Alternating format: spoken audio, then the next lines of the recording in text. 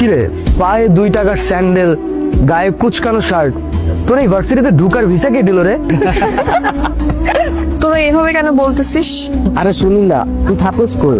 আমার বাসা ভাই পাশের বস্তিতে। এটা হচ্ছে প্রাইভেট ইউনিভার্সিটি, এখানে স্মার্ট আর রিচ কিডরা পড়তে আসে। আর তোর মতো আবুল ইউনিভার্সিটিতে চান্স কেমনে পাইলি? শোন, ওনা তোদের মতো ড্যামেজ স্টুডেন্ট না যে সেমিস্টার ফি দিয়ে পড়তে হবে। আর এই ইউনিভার্সিটিতে পড়তে ওর কোনো টাকাই লাগে না, ওর মেধা দিয়ে চান্স পেয়েছে। নেক্সট আর কিছু বল। নেক্সট আমি বলতেছি, ওদের মতন স্টুডেন্টদের জন্য না আমাদের ভার্সিটিটা একদম পুরো গুলিস্তানের বাস স্ট্যান্ডের মতন হয়ে গেছে। তোদের জন্য না এই ভার্সিটি না। আই তুই কি বলতেছিস এগুলো? কাউকে রেসপেক্ট করতে পারিস না? এখানে রেসপেক্টের কি আছে? তোর ড্রেস আপ দেখছিস, ওর জন্য এই পরিবেশটাই নষ্ট হয়ে গেছে। স্টপ রাইসুল, তুই সামনে আগাও, আমি আসছি, কথা আছে। খাও। না না, কোনো সমস্যা নাই, আমার পেটে ক্ষুধা নাই, আমি খেয়ে আসছি, পেট ভরা আছে। আমি দুটো অর্ডার করেছি, একটা তোমার একটা আমার। খাও। আচ্ছা। এই শোনো, তুমি তো ম্যাথ অনেক ভালো পারো, আমি না অনেক বেশি দুর্বল। তুমি কি আমাকে একটু ম্যাথ শেখাতে পারবে? শিওর? তাহলে অফ ডে গুলোতে তুমি আমার বাসায় এসে ম্যাথ শেখাবে, বুঝছো? অবশ্যই, কোনো সমস্যা নেই। দেখো তো এটা কেমন। এটা তো ছেলেদের জুতা, তোমার ভাই মানাবে না, এই তোমার জন্য মেয়েদের জুতো প্রয়োজন, এইখান থেকে নাও। এটা আমি আমার জন্য নিচ্ছি না, তোমার জন্য। আমার জন্য কেন? এটা আমি তোমাকে গিফট করব, দেখো তো কেমন, পছন্দ হচ্ছে?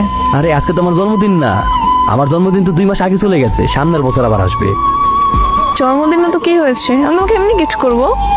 না না না, গিফটের দরকার নাই, সমস্যা নেই। গিফট নিবা না? আচ্ছা ঠিক আছে, কালকে থেকে তো তুমি আমাকে টিউশন করাবে, সেই টিউশনের অ্যাডভান্স পেমেন্ট হিসেবে তোমাকে আমি গিফট করবো। এবার নেবে? মানে? মানে তুমি কালকে থেকে আমাকে ম্যাথ পড়াবে, তো সেটার অ্যাডভান্স পেমেন্ট হিসেবে তোমাকে আমি একটা গিফট করবো, বুঝছো? দেখো পায়ে পরে দেখো, আগে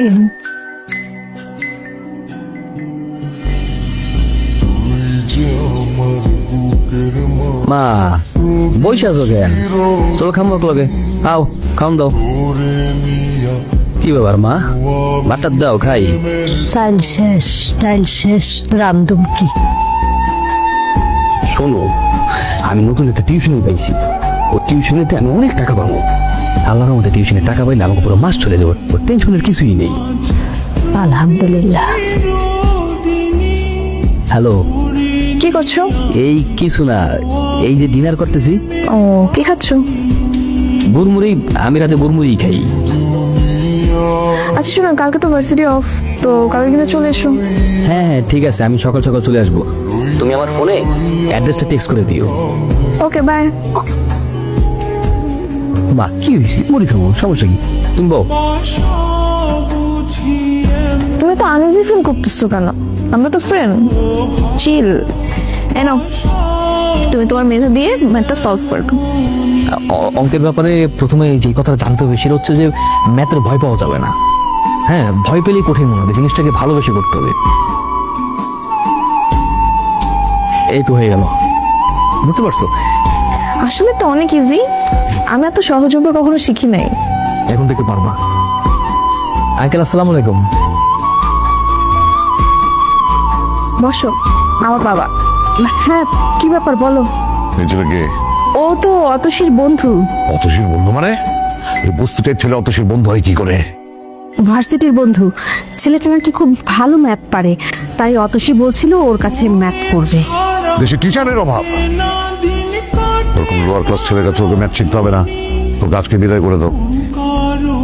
আস্তে কথা বলো না, শুনতে পাবে তো। শুনো শুনো, বলনি কোন একটা বস্তির ছেলেকে তোমরা ঘরের ভেতরে ঢুকিয়েছো, মানুষজন দেখলে আমার মান সম্মান থাকবে? আচ্ছা চিল, বাদ দাও। এরপর আমরা কিভাবে করতে পারি এটা? আসলে হয়েছে কি বাবা, অতসীর বাবা ওর জন্য একটা আগে থেকে টিচার ঠিক করে ফেলেছেন। আমি আর অতসী জানতাম না, উনি আবার কলেজের প্রফেসর, উনি কাল থেকে ওকে পড়াতে আসবে। এখন তুমি কাল থেকে তোমার না আসলেও চলবে। ঠিক আছে, কোনো সমস্যা নেই, আমি কালকে থেকে আর আসবো না।